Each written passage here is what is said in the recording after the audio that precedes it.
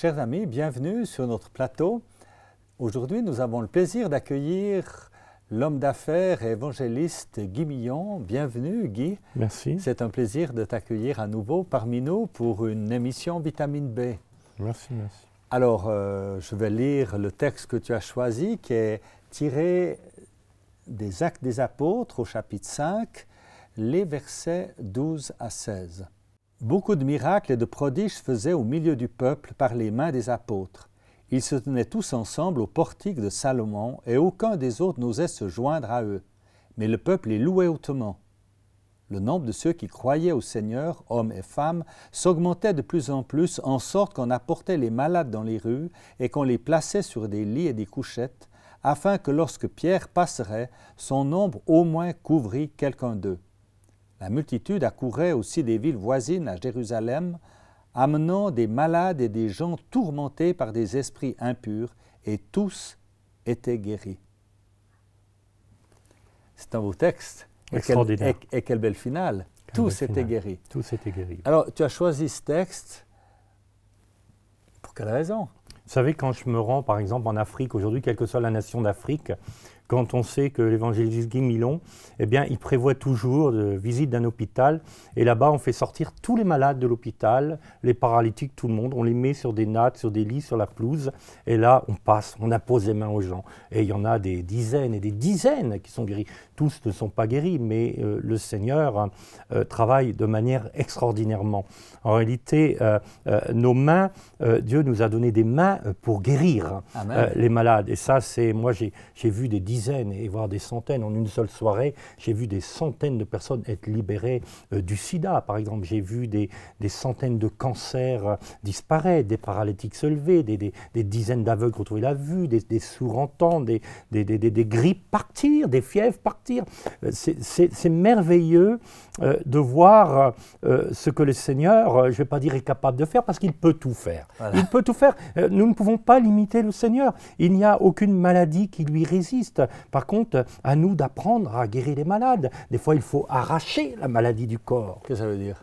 Arracher des maladies du corps. Ouais. Souvent, un exemple, souvent quand je prie pour des gens qui ont le cancer, je m'adresse au cancer et je dis, cancer, je t'arrache maintenant au nom de Jésus. Tu sors de ce corps, cancer. Vous voyez, je ne dis pas, Seigneur, viens guérir cette personne du cancer. Je m'adresse à la maladie qui est dans le corps. Parce que bien souvent, les maladies sont dues à des problèmes spirituels. C'est des esprits. C'est des esprits. De maladies. Donc nous n'avons pas tout le temps, mais nous avons besoin d'apprendre à comment guérir le malade. Mais le Seigneur est magnifique et il y a une chose importante qu'il a mis dans mon cœur, particulièrement l'année dernière, c'est de tenir de grandes campagnes de guérison en Europe. Parce que l'Europe, les chrétiens en Europe, premièrement, ont besoin de retrouver et de voir la manifestation du Seigneur de manière pratique dans leur vie et dans la vie des gens. Ils ont besoin de voir des paralytiques qui se lèvent, que des Dieu aveugles agit, que Dieu agit. Voilà, pas simplement dans l'intellectuel, mais dans le réel. On en reste à des belles théories, à des beaux messages, à des belles exhortations, et puis il ne se passe rien. Alors que ce que tu as l'habitude, mais en fait, toi, ton début de vie chrétienne, c'était ça, c'est Dieu qui a intervenu puissamment dans ta vie, donc pour toi, c'est presque normal, c'est ça. L'Évangile. C'est la puissance de Dieu qui se manifeste. C'est normal, mais avec le temps et avec les années, j'ai failli aussi, à des moments donnés de ma vie, me laisser enfermer dans une doctrine évangélique. Voilà. Et c'est là où nous devons faire attention. Nous ne sommes pas des baptistes, nous ne sommes pas des pentecôtistes ou de toute espèce de istes. Nous sommes des hommes et des femmes nés de nouveau, remplis du Saint-Esprit. Nous appartenons au Seigneur. Et à chaque fois que je prêche dans un endroit, chaque homme, chaque femme que je regarde, je le conçois plus important que moi. Chacun a de la valeur devant le Seigneur. Et le Seigneur s'intéresse à eux. Et le Seigneur s'intéresse aux gens. Et quand tu pries, les choses se passent. Des choses se passent. Alors c'est miraculeux. Des fois, j'ai l'impression, je ressens des frémissements dans mes mains, mais toujours, et ça je l'ai expérimenté dans les grandes campagnes d'évangélisation en Afrique ou dans les pays de l'Est, Dieu permet toujours qu'il y ait une guérison miraculeuse au milieu d'une foule qui va attiser la foi des autres. Et ensuite, la manifestation de guérison va se passer de manière surnaturelle. Je vais vous donner un exemple. Je prêchais dans la ville de Fada. Fada, c'est une ville au Burkina Faso. À l'époque, qui n'avaient jamais été évangélisés. Et nous étions partis là-bas avec plus de 500 jeunes et il y avait une stratégie à trouver. Nous avons demandé, Seigneur, quelle est la stratégie pour gagner cette ville pour toi, afin qu'il y ait une assemblée qui soit implantée. Il y avait quelle implantée. population dans cette île? C'est une population 40, 50 000 personnes à Ouais, peu près. ouais. Et nous avons demandé au Seigneur, parce qu'il était, d'où l'importance d'avoir une relation, on en parlait tout à l'heure, avec le Seigneur. Seigneur, quelle est ta stratégie pour cette ville? Et le Saint-Esprit m'a dit, eh bien, tu prends des jeunes, là, plus ou moins mûrs, bien, et tu les envoies à chaque porte de la ville. Vous savez qu'une ville, il y a plusieurs entrées, et avec de l'huile, qu'ils fassent l'onction de l'huile en long et en large à la porte de la ville, et qu'ils chantent ce verset, portez-le vos linteaux, afin que le roi de gloire fasse son entrée, qui est donc ce roi de gloire, le Seigneur, le roi des armées, l'Éternel, psaume 24. Et ils ont fait ça à chaque ville.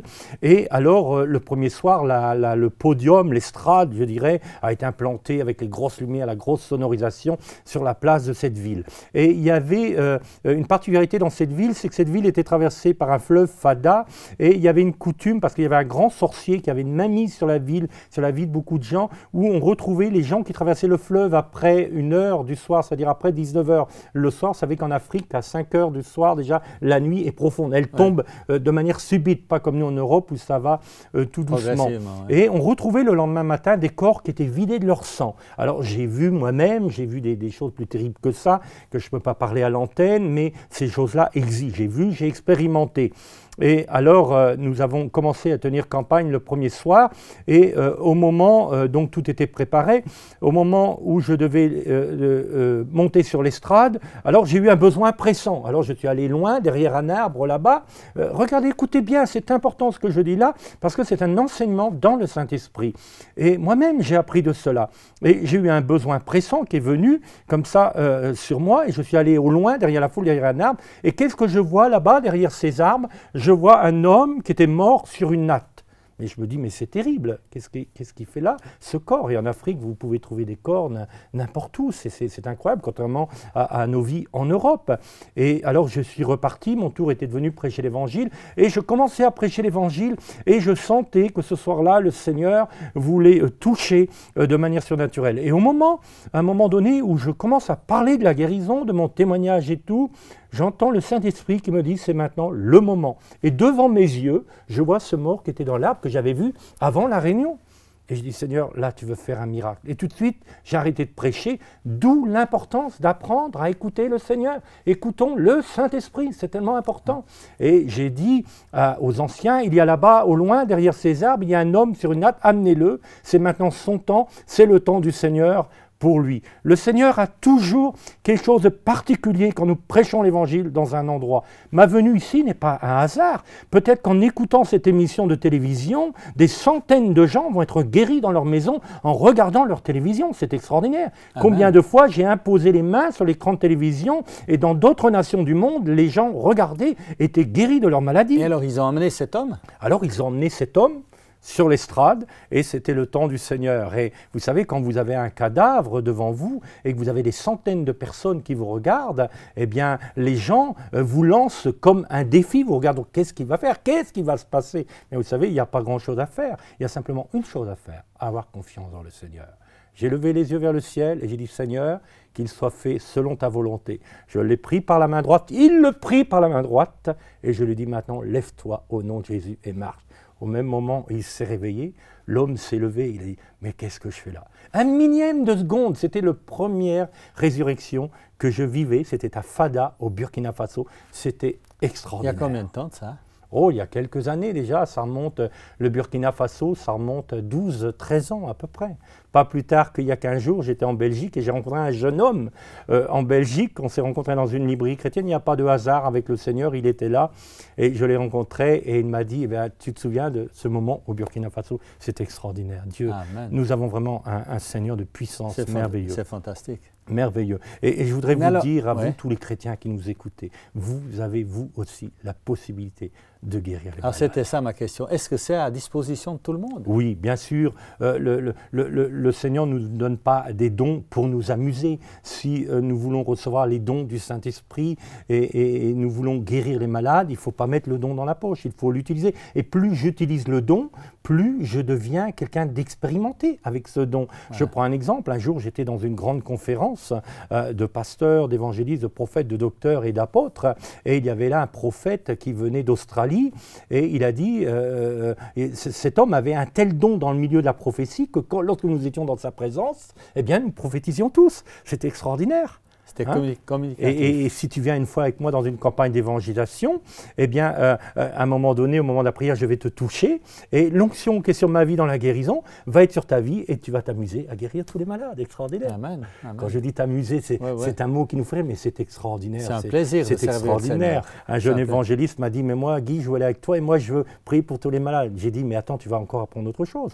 Parce que lorsque tu es devant une personne, tu peux imposer les mains à une personne. Mais lorsque tu es devant des milliers de personnes, comment tu fais? Tu vas imposer les mains à un millier? Non, Dieu nous donne des stratégies pour chaque situation. Et ça, c'est extraordinaire. Ouais. C'est magnifique, c'est tellement merveilleux, magnifique. Mes enfants, ils n'ont pas besoin d'aller chez les médecins. Ma main se pose sur eux. Alléluia. Mais quand on voit certains évangélistes qui prient, on dirait que certains sont un peu spécialisés. Il y en a ceux qui prient pour les jambes trop longues ou trop courtes, pour les mal de dos. Mais Dieu, est-ce qu'il a des stratégies ou des manières de faire pour un style de personne ou bien de quoi ça vient? Oui, c'est vrai qu'il y a souvent des loubies, des façons de faire. On essaye souvent de copier sur ce qui se passe ailleurs. Je pense que dans le Seigneur, il faut être des gens très simples. Il ne faut pas se compliquer la vie. De toute façon, quand je fais un appel, quand les gens s'avancent pour la maladie, je ne me pose pas la question. C'est parce que s'ils s'avancent, c'est parce qu'ils ont envie d'être guéris. Nous étions dans la ville de Belfort avec mon épouse, nous étions jeunes mariés, et quand il y avait une femme qui était sur une chaise roulante et qui était aveugle, eh bien, elle s'est avancée à l'appel au moment où le pasteur prêchait, et puis elle est revenue à sa place, elle s'est assise, elle est revenue dans sa chaise roulante, et elle est venue s'asseoir, elle était toujours complètement aveugle. Et j'ai senti que nous devions aller manger chez cette femme, je sentais que le Seigneur me disait, invitez-vous chez cette femme, il faut être simple, il faut apprendre à écouter le Seigneur, et j'ai demandé à la personne qui l'accompagnait, dont son mari et puis sa fille, j'aimerais venir partager le repas avec vous parce que je sens que le Seigneur va faire quelque chose dans votre maison. Elle me dit, mais qui vous êtes et tout.